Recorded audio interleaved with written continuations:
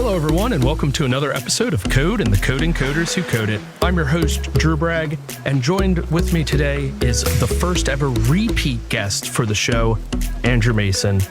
Andrew, for those who are unfamiliar with you or didn't listen to your first episode, could you give us a brief introduction? Yes. Hello, everyone. My name is Andrew Mason. I am a senior product developer at Podia, where I write Ruby on Rails and a lot of Hotwire and Turbo and all sorts of fun stuff like that. I am the co-host of Remote Ruby and the Ruby for All podcasts, and I am the co-editor of the Ruby Radar newsletter. And yeah, I guess I do stuff.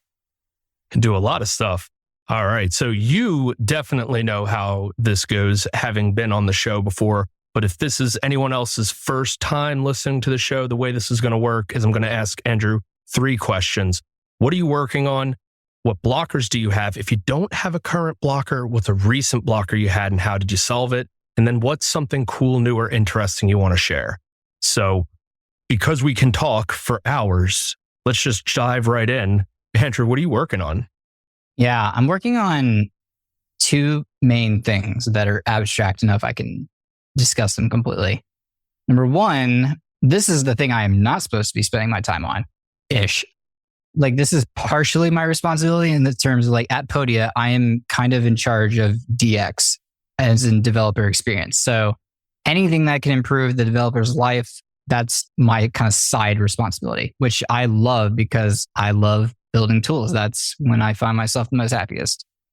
But the other thing that I'll mention in a second is what I should be doing and should be focusing on. But I don't know about you, but whenever there's like something really important happening, that's when I get this like itch deep in my soul. And it's like, hey, that thing, you've been ignoring, all of a sudden it's kind of looking cool.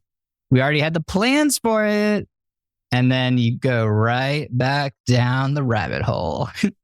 So I am trying to refactor. And when I say trying, I mean, I have not written a line of code. Let me tell you, I have done so much research, so many notes spanning back months. To this point, I could have written this over and over again. But our CI and GitHub Actions takes a little too long, not even remotely long compared to some places I've worked. So it's not like an outlandish, unmanageable amount of time, but it's just high enough that it would be better if this was faster. And I think what is driving that is my knowledge of how much faster I can make it. I know how much faster I can make it, and I'm seeing how long it takes now. I'm like, holy crap, I think I could cut this time in half, maybe even more. And that would then open up other opportunities to do other things that we want to do, like expanding like the capabilities of our CI workflow and doing more DXC type things and doing more static analysis type things that are like fun and helpful, but not a priority when the tests take too long. So that's kind of where I'm at with that. Well, you know what they say, or someone said, I think, that the best programs are created when the developer was supposed to be working on something else, or the best code is written. The developer is supposed to be working on something else. So sounds like you're primed to make a very fast CI suite since you're supposed to be working on something else, but you want to work on this thing. That's always my motivation for something is like, what do I want to be working on? That's the thing that's going to get the beautiful, wonderful code is the stuff I want to do. Yeah. Because that attention, though, is very fickle. Because what I want to do right now is not what I wanted to do last week or the week before or the week before that. But the week before that, I was super down to do it. So it's one of those comes in waves kind of things. Yeah, a lot of half-baked projects in my backlog. Yes. So that is the CI. The DX stuff is sort of what you're working on. And I feel you on that. I do always enjoy getting to write tools that help the developers enjoy working a little bit more. What are you supposed to be working on? I'll tell you what I'm supposed to be working on right after I tell you the fact that I have never met another person like this. I love working on CI. That's it. No discussion. There is no discussion to be had because it's not even like a sane thing to say, but like I weirdly love working on CIs. Anyway, what I'm supposed to be working on, I am transitioning into more of a developer project leader, because I don't want to say developer manager, because that's not what I'm doing. But typically, what I prefer to do is be what I call a code monkey, where you throw things at the bars and I grab it and I do it, and then I throw it back to you and I'm done with it. What comes in and out of my cage, that's all that exists to me. Notoriously, I'm very bad at planning, very bad at estimating. I am either a chronic overestimator or chronic underestimator. There is no in between. I am not the greatest communicator in the world, because sometimes I like to noodle on a project for like a whole day straight and get 4 days worth of work done. Some days nothing happens. There's nothing happening upstairs. No lights are on. But I am transitioning into more of a planner type role, where I am responsible for planning out and writing up like the tasks and the descriptions of the work and doing discovery, working with our UI person, working with the people who are envisioning what this thing will be. And then I am working with, to me, side by side with another developer who I haven't gotten to work with yet. So that's been a lot of fun. But we are working together on that. And I am kind of in charge of all of the not fun stuff, the meeting agendas and the end of week reports and the updates and the freaking Basecamp, dude. I hate Basecamp. I really don't like Basecamp. And if you ask me why, there's multiple reasons, but the very first one, no Markdown. Come on, it's 2023, people. I thought we moved on. I thought we were better than this. I'm with you. Anytime something doesn't have a Markdown editor, I'm like, wish number one, if I could ask you to build features for me, it would be a Markdown editor. And everything I do is in Markdown. So it just makes sense to me, or at least have some way of easily converting. Yes, I'm fine with that. I'm fine with the fact that like in an app like Craft, for example, I type Markdown, it formats it as whatever I have typed. So if I do ## for header, it automatically turns into a header in the document. And I can copy as Markdown. Thank you. Very based of you. But in Basecamp, I have to like write all the stuff where I want to write it. And then I have to run this obscure shortcut that I built to turn it into rich text so that I can then paste it into Basecamp and not have it. Oh my God, I'm getting mad just thinking about it. Well, so to avoid you getting mad, we'll go to a different topic that'll probably make you maybe mad. I don't know. So for someone who admittedly is not a great planner, great estimator, great at, I don't know, all the things that you're essentially responsible for doing now. Yes. How are you managing that? How are you going and saying, I'm not great at planning and now I need to plan. So this is how I'm going to approach that challenge? A few ways. At this point, it's probably just a bad habit, but I make sure everyone has very low expectations. This is a thing that I do in all aspects of my life that I have done. It's definitely because I have ADHD and I'm a chronic underachiever, but I'm just like, everyone, this is my first project. I'm not good at this. I am trying. If there's something I'm not doing well, let me know so that I can correct it immediately, because I will not pick up on hints. And I'm always asking, like, after I post a meeting agenda, I'll be like, hey, was this okay? Like, I'll send it to someone. I'll send it to my manager. I'll send it to Jason. I'll be like, hey, like, what did you think about the way I led that meeting? What do you think about this? What do you think about that? The other part is like finding that groove with like the people you're working with, because now I know that my partner has my back and like I have her back. So I feel like safe in that team because I feel like we are unified and that we can do it. I don't know. I feel like I can do anything at some points. Whether or not I can do it now is usually no. But if I have someone really good working beside me, I can do crazy amounts of work. So I feel secure in that aspect of knowing that even though at this exact moment right now, I don't know how we're going to finish on time. I don't know how I'm going to do this one part of the project. This one part of the project I'm freaking out about because it's a massive amount of refactoring. There's a lot of moving parts, this and that and this and that. I'm not even thinking about that right now because I know I'll figure it out because I always do. Because I have faith in my teammate, I know that we will figure it out and that we will probably deliver on time, if not early. And I'm just going to be freaking out about it the whole time. But you ask me, how do I actually manage it? And that's by some days I have complete and utter meltdowns about it. And then other days I don't. Yeah, some days are better than others. I just ride those days as hard as I can. Yeah, I have noticed that the more flexible my schedule is, as far as I have, hey, you just need to get X done by this date. The more I try to really say, okay, I'm going to work for X amount of hours on this day and then this day and then this day and like really try and plan it out. I'm always struggling to either be motivated at that time or something. But if I just say, okay, I know when it needs to get done and just try to ride the waves of productivity and say, hey, today was not a productive day, but tomorrow will be, or hey, it's 1 a.m, I'm feeling productive, whatever, I just jump on. That has been the greatest part about the remote work / just flexible schedule thing is it works so well for my ADHD is, hey, I'm rocking and rolling today, getting lots done. Today, I'm not productive at all and my manager doesn't care. She's like, I know you're going to get it done, so go for it. Yeah, that's part of kind of what I was saying. Like I worded it the way I worded it, but that's kind of what I meant with coming with certain expectations. And when I say coming with expectation, I mean because I have said them, I've verbalized them, I've told people, I don't feel confident in what I'm doing right now. I want to improve at it. Tell me how to do that. Always asking for feedback. Because if you're always asking for feedback, you don't have to worry about whether or not you're doing a good job. Because unless people are lying to you, which is obviously could be happening, but I don't believe that to be the case here, even though my brain desperately wants it to be true. I do not believe that they are lying to me. So I do believe I am doing a good job, even though in the moment, it feels like I'm drowning.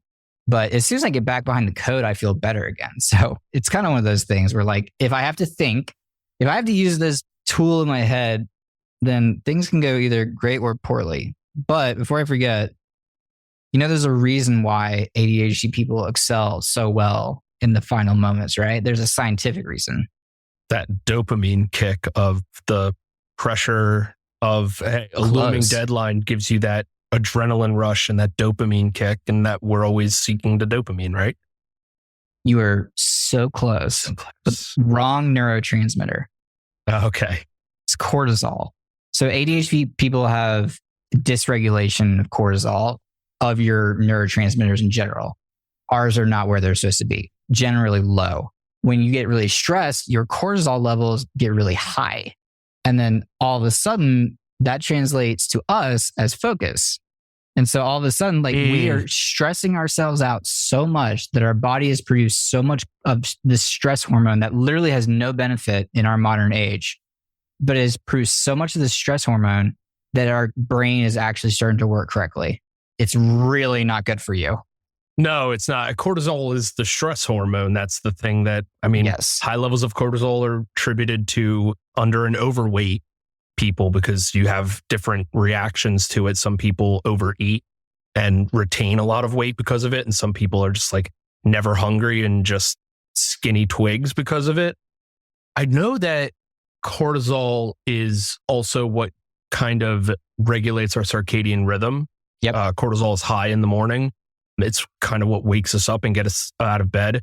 And as soon as you said, well, we typically have lower cortisol, it made me think about something that I was reading not too long ago about how ADHD people tend to have a different circadian rhythm than most people. And we generally wake up a lot later, but we're also more productive at night than a lot of neuronormative or neurotypical. There you go. I never remember the words. And that just like was another, hey, yeah, ADHD. And it's amazing how finding out you have ADHD is like, well, great, that didn't solve anything. But the moment you are like, no, I actually have this thing, and you start looking at it, you're like, this explains so much. I'm not just a crazy person. There's a reason behind all of this. And the moment you can start understanding it, I feel like you can start hacking it to a degree. I know that there was a whole thing about ADHD as a superpower, and then kind of people were like, well, no, it's not a superpower. It's actually horrible. And I almost argue that, well, yeah, that's why it's a superpower. If you read comic books, like no one with a superpower gets it and is just magically like everything's better. Superpowers are a struggle. You have to learn how to use them to their advantage. Like Superman is the most powerful being, but he's got this huge kryptonite weakness. And, Spider-Man had to deal with his powers and learn how to do them all on his own. And he's in high school and learning to balance. Like, yeah, it is a superpower. If we can figure out how to activate our hyper-focus on the right thing at the right time, holy crap, that's amazing. Unfortunately, we have very little control over when we hyper-focus. Well, yeah, because the tail end of that cortisol conversation is that not only is it lower normally, whenever we do get stressed out, it gets higher than most people. I've thought about that conversation of like, is ADHD a superpower? But whenever that phrase is uttered, like I have like this visceral reaction because to me, ADHD is the worst curse I could possibly have. It makes me miserable. But at the same time, there are things that I can do because I have ADHD that other people cannot do, which have made me excel in several areas. Apparently the important ones, some of them, but it also comes with massive, massive side effects. So all gas, no brakes, baby. Yeah. Let's hit the pavement. Sometimes it's firing.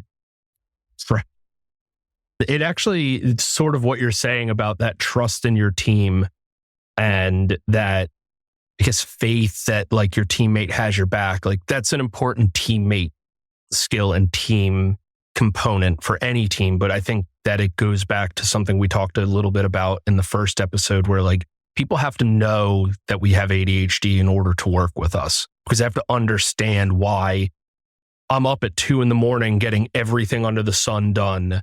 And then 2 days later, like you won't hear from me and I got nothing done in an 8-hour span. I got everything done in an hour or nothing done in 8.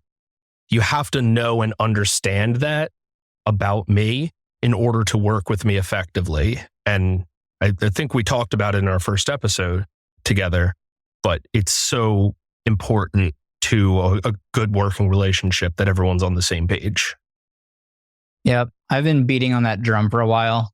Also just to remind myself, but like not an hour ago, I messaged my partner in crime and I said, hey, some days you wake up and you just know it's going to be one of those days. Yep. And she is in our club. So she's like, yep, I know exactly what you mean. And sometimes she does things where I'm like, yep, don't worry. You're talking to the person with the utmost empathy for what you were saying to me right now. Do your thing. Because you're right. One day I'll get on, one day she'll get on. We'll knock out 4 days worth of work in like 2 or 3 hours. If we're doing it together, even faster. And it's like, oh, well, I guess, I didn't really do much that one day, but today I did 3 days worth of work. Speaking of your partner in crime and ADHD folks and still getting stuff done, Ruby for All has been awesome. I've been very much enjoying it. Julie has very much come into her own. She sounds extremely confident on every episode. I tell her that all the time and she never believes me, but such is, I think, an ADHD thing or just a low confidence thing, but she's doing a great job. You both are, but like, I know that you both have ADHD. So how do you guys manage to consistently put out episodes pretty much every week and they're good? Because I would never be. Well, thank you for saying that. I had like a very similar conversation with Julie that I had with my partner recently on this project, which is something I've been talking about, like just be honest and straightforward with people. Because like for me personally, I don't read well into situations. I don't pick up hints unless they're literally hitting me in the head. If you're like in a weird mood, I'm just gonna be like, oh, they're in a weird mood and move on with my day. Meanwhile, maybe I've done something to like really like hurt your feelings or something. I have no idea. At the beginning of the project with Julie and really the beginning of a lot of things I do in the past year, I'm like, here's the situation. If they don't already know who I am and how I am, I explain it. And I'm like, look, I'm going to screw up and I'm going to make mistakes. But at the end of the day, I have your back no matter what. No matter what happens. If we screw this up so badly and everyone sees it, like whether it's at work, whether it's podcast, whatever, I will be right there beside you. No one's going to talk bad about you behind your back if I'm in the room. I've got your back no matter what. And that's how we're doing Ruby for All every week. we both show up. Like one time I forgot to edit an episode or something and she jumped right on it and did it for me. And it was kind of one of those things where like I let her down in that instance. I didn't do it again. And it's also just this thing of like, if I stop and think, I know whatever I'm going through, whatever I'm facing, whatever I'm struggling with, I will figure it out. I always do. I will not only figure it out, I might even knock it out of the park. Who knows? We'll see. But I believe deep down inside, under all the layers of anxiety and fear, I truly believe that I can do it, no matter what it is, if I really want to, and if I put my mind to it. So that's how it is. You know, you just keep grinding and grinding. And like, you're like, hey, one day it's just going to work, man. Like it's not working right now. It will work though. I know it will. It always does. And in the very beginning, Ruby for All, I was like, did I make the right call? Because now I'm under all these obligations. I got my arms full. I have so much I need to do. Now I have to do more responsibilities at work, more this, more that. I'm like, I took on too much. I screwed up. And I'm very happy that I stuck with Ruby for All and that we're going to keep sticking with it. I'm happy you're going to stick with it too, because I think it's a great podcast. I think you two work very well together too, because you have a lot of knowledge and she is very good at asking questions in a way that forces you to break down things. I mean, also mad props to you for like not being afraid to be like, I don't know, let me look it up real fast, or saying something, then being like, actually, I think that's wrong. Hold on. Like that's a skill in and of itself to be able to say, I don't actually know it well enough to explain it adequately. So let's like learn about it together. And I think that's a big thing that she brings to the table when it comes to interviewing folks, is that she is like, I refuse to shy away from asking questions, no matter how quote unquote dumb they sound, because there are no dumb sounding questions in reality, but like takes a lot of guts to be able to ask a question that there's a part of you that feels like, I hope this isn't a dumb question. I hope truly that I had even like the most minuscule impact on her getting better at that, because very early on, I was like picking that up and I was like, look, I am never going to think that you're dumb. I'm never going to belittle something you say to me. I'm never going to look at you like you're an idiot. And I want you to ask any question you have, because that's how I did it. Yep. I am the question asker. The reason why I'm so comfortable doing this right now, that's how I've got here in my career, is being willing, and not only willing, but like eager to be the youngest, the most inexperienced, the most this, the most that person in the room, so that I'm not bored, first off.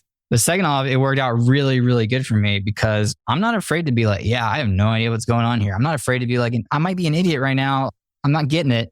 But I feel like that's way, way better than the opposite, because what if you're like screwing up something important and like no one knows about it?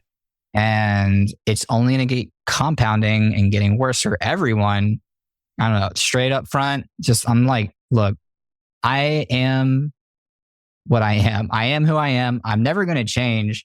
And so I might as well just be who I am. Like you're going to get like what you get with me all the time. That's what it is. I am what you see.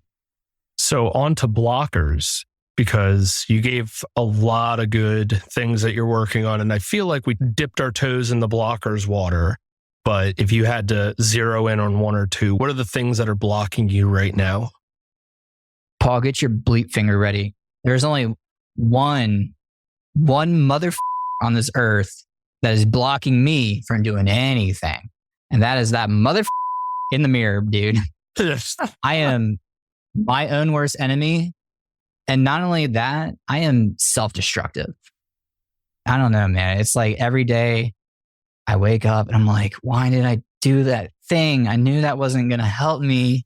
And why did I do this? And why did I do that? And I had all this stuff to do and I knew that. And it feels like I live in shame almost. And so whenever I don't feel that, whenever I get like this sudden burst of energy, like the ADHD turns the other way and it's like, hey, let's go this way because the way is getting kind of dark. Let's go back the other way. All of a sudden, I'm in like the happiest I've ever been. Like I feel so focused. I'm in the mood. I'm like in the zone. I'm like going at late at night, figuring out things that I don't need to know, but are super fun. And I'm having a blast. And that leads straight back into the self-destructive part, because if I feel that way, I'm not going to go to sleep, because everyone says, well, it's going to be there when you wake up the next morning. But I know it won't be. That feeling, that mood, it's not coming back for a while.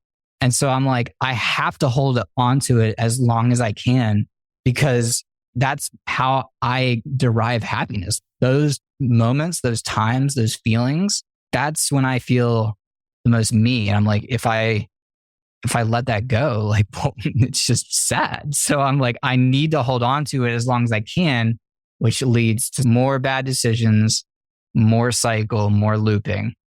But, for those moments, for those hours, for those days, when I am like that, when I'm in the zone and I'm really having a blast and I'm figuring stuff out and I'm doing things and I'm making stuff, it feels worth it. I have nothing but empathy and compassion for everything you just said. It is a constant battle.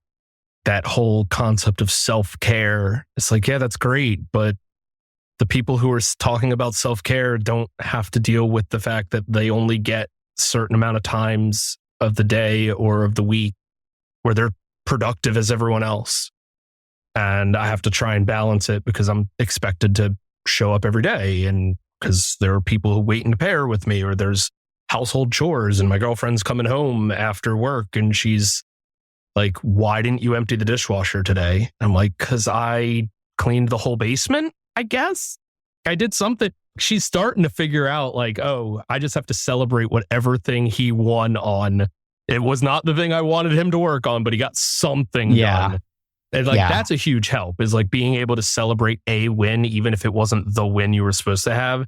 It's a huge help. But man, there are days where I'm just like beating myself up. Like, God, just fold laundry. Just like almost on your knees, like, just like, why can't I do this? I feel that blocker in my soul. And I've had more than a couple of guests, not just you, like come on and talk pretty openly about things they struggle with.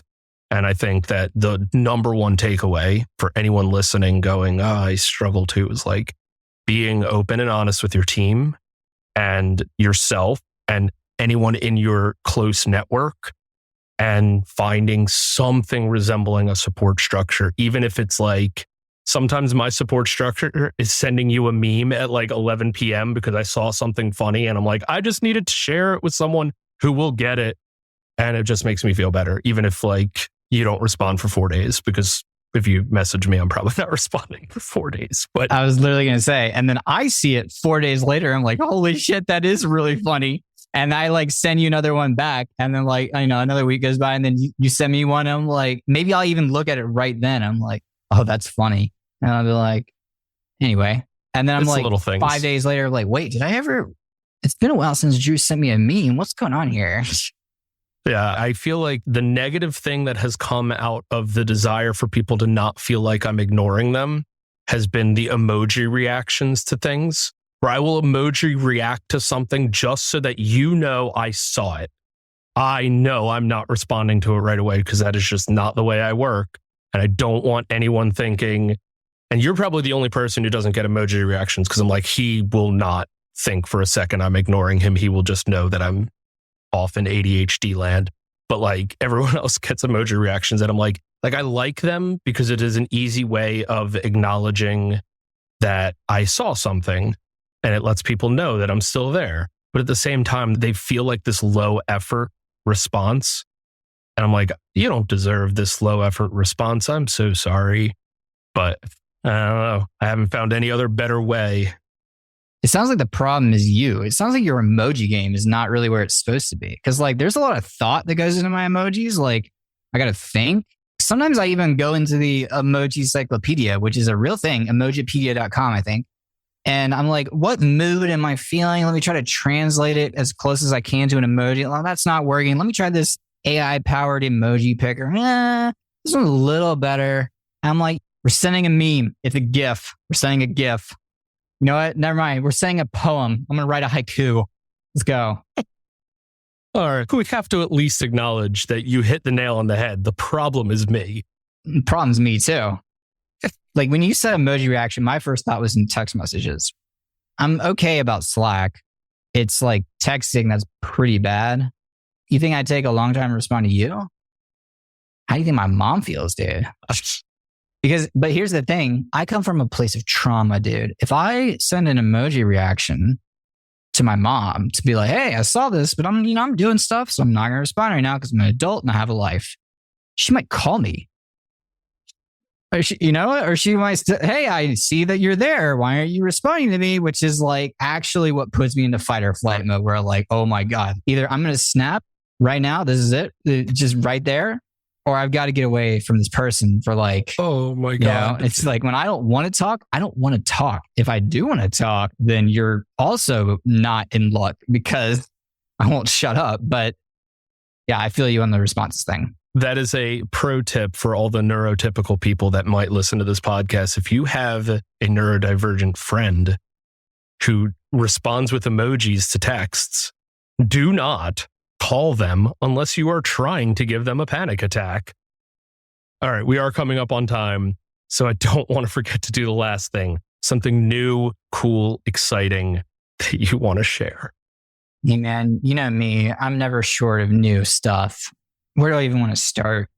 All right, well, 0.17.0 ES Build is a fundamentally breaking change to the way the dev server works in ES Build. So I was learning a little bit about that. Not because it's a problem for us personally, but because I'm like, well, we're going to have to fix this. So I might as well learn how ES Build works again so that I can do this. ES Build has this new like output file you can create that you can put into like some visualizer that they built, and you can see all the graphs and the stuff that are helpful for some people, I'm sure, but they're not helpful to me. I just like the pretty colors, so I always make them. So that's that. Was learning a bit about that.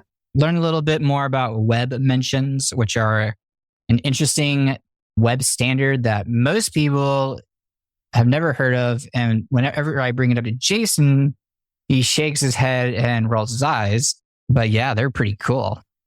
What are web mentions? Now, you said they're pretty cool. You got to give us at least a teaser trailer. I think they're kind of cool. They're not new by any means. So if you're like an OG on the web, then you definitely know what I'm talking about. You're like, dude, back Monday. Anyway, I've just found out about this. But because of the way the whole internet kind of splintered like a weird way, like my community kind of like splintered a little bit when Twitter was changing a few weeks or months back. Since then, the majority of the people are back on Twitter. As I said, as expected, who cares? Some of them aren't tweeting, but I know you're there. But some people are staying on Mastodon. Now, there are a few people who I'm like, yo, I like go on Twitter and I look for this person's tweet specifically, and now they're not here. And that pisses me off because there's no Mastodon app and this and that. Now there's a really good Mastodon app I found literally today. Okay. Now, all of a sudden, I'm responding to people's like string 32 encoding questions in the Ruby community. Anyway, but because of that, and also because of the bigger push into the type of like format that they are using for like these feeds, the feeds that can like almost be ubiquitous, attached to that is a web mention, which is a reply or a like of something, of a URL, because everything on the web is URL based. So I like your blog post. How does one do that? Well, if you have a database and a server or a serverless function or JavaScript or something, you can save that data in a database. You can maybe save it as a send like GitHub workflow dispatch and update it in your repository like that. But what if your website just knew on that page what had liked it, and it could get references to the things that had liked it, and thus so the people who are behind those events? That is what a web mention is. A web mention is basically a comments list and reactions list. It's like a GitHub issue editor in the web that you just have to assemble yourself, that the pieces are there.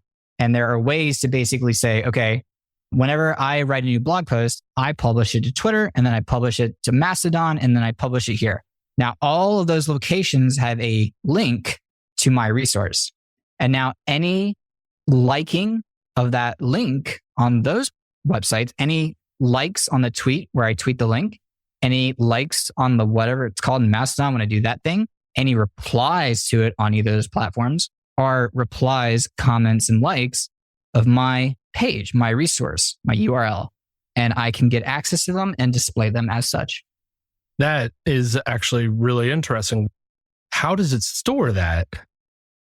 Very interesting, right? It's just a web standard, right? Okay. So there's no web database storing all of these. So it's up to people to implement these standards in however they see fit. There are a few people specifically in the indie web community, which is a really cool community. If you've never heard or checked it out, very cool, in my opinion. This one person is specifically pioneering kind of like the web mention side of it. He's also a Rubyist. Shout out that guy for writing a lot of this stuff in Ruby. And so there are certain things like webmention.io, and then there's something called Bridgie. And those are two specific tools that you can use. Those are the two things if you're wanting to add web mentions to your blog and don't even know where to start, that's where you start. But then you start getting into this other idea of like, but my website knows who I am. My website is technically the only canonical source of me as I exist on the internet, because everything else I am renting.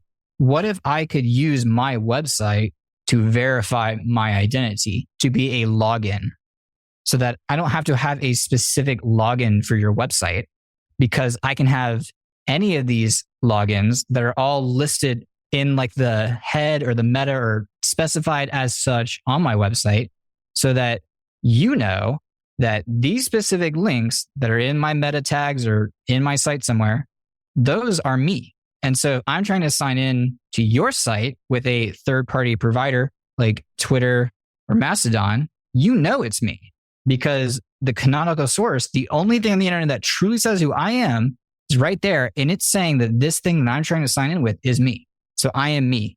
That's indie auth. The indie web community is super cool. If you take nothing out of this conversation, just look up indie web and see what's going on in there. Because especially if you've been in the web for a long time, because there are people who are really trying to bring back the whimsy and the fun and the cool. I go on this person's website and I'm like, that's so freaking cool. It's not the greatest, sleekest, sharpest, like this or that morphism design. It's just like quirky. It's them. And I remember it. And that's what I want. Yeah, no, that is super cool. I will definitely gather some links on not just indie web, but like also the web standard of web mentions and all that, because that is some interesting stuff. And I do have an appreciation for this concept of bringing the internet back to individuals rather than, if you're on the internet, it's got to be via Facebook or Twitter. That's how I'm on the internet. And rather having your own presence on the internet and then just kind of sharing yourself through these things instead. That is something that I remember a lot of and I would love to see brought back. I was never here when that started. When I was a kid, I remember it being my life goal to get an AIM account. And then finally I got my AIM account and I'm like, okay, but now I want Facebook, because I skipped all the way past MySpace. Like MySpace was never a thing for me. I had Facebook, dude. I was already in the dark era. So because I have only grown up on Web 2.0 straight up, I've never known this thing. But like the more and more I find it, the more and more I see people doing stuff in it, the cooler and cooler it becomes to the point of now where it's just these things that I'm saying, a lot of them are things like that I have. These are the concepts in my brain. My website is the canonical source of everything that I post on the internet because it's the only thing that I own-ish. So because of that, I have added a timeline to my website. So I'm not like doing the posse of it, which is publish once, syndicate everywhere. So like I publish on my site and then it posts that to Twitter and it posts that to Mastodon, it posts that to Reddit. So it doesn't care what corner you're in because everything gets it. I'm not quite at that level, but I am at the level of like, maybe Twitter isn't as permanent as I thought it was. And now that it's kind of back to being like not a big deal, I'm still like, but I still really like this idea of there are things that I want to like post that I don't want to put on Twitter.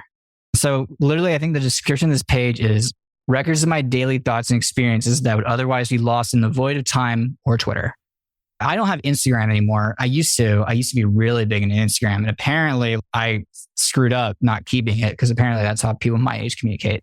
But I take photos, especially now that I'm out here in Arizona, that like I want to put them somewhere, not because I necessarily want you to see them. So I want to see them. I want to see that. And what else do I want to see? Well, I don't remember all the open source projects I've contributed to. Like, it would be really cool if I'm like, I feel like I contributed to that. Well, let me just go check my website because it has a list of all the contributions I've ever made. And it has a list of all the open source projects, and it has a list of all the articles I've ever written. And it has a list of this and this and this and this. And that's where you go to find me. It's almost like a Andrew Mason changelog. Yes, exactly. I almost named it changelog. I went through like a few changes in the name. I ended up with timeline because that seems something like more ubiquitous, where I didn't want to use feed because like RSS feed, right? I don't want to get those mixed up. And then I like the one you just said, but I ended up with timeline. After seeing it on someone else, I like one person saw timeline, like, that's it. That's what I want. Yeah, no, it makes sense. Yeah, it's just a timeline of everything going on. And that's an interesting idea too, as a way of capturing and then being able to link out if so desired. Yeah. Last year, I think it was last year when I came on the show. Actually, I can tell you because it's on my website. I'm pretty sure I had not really changed position, as in I was still working on my website, still letting it drive me crazy, still doing other cool stuff, but still not done with that damn website. And I thought this year I almost was going to be done, but I think I've been saying almost for like 2 years now. So I'm just going to say you may never, ever see it, but I see it. I think it's freaking cool. I'm having a blast building it. Sometimes I let it drive me insane, but at the end of the day, I learn a lot. So you may never, ever see this website that I keep saying I'm going to release one day. At this point, I might just be lying to myself. I don't care at this point, because at this point, I've just let it drive me way too over the edge. I'm just whatever. This is a thing that I work on when I want to have fun. There you go. And it will probably never see the light of day, but I don't care. It doesn't matter. Those are the best projects. The ones that you're just like, I don't know what I'm doing, but I'm having fun. I don't think this will see the light of day, but I'm having fun. Doesn't matter. I'm having fun.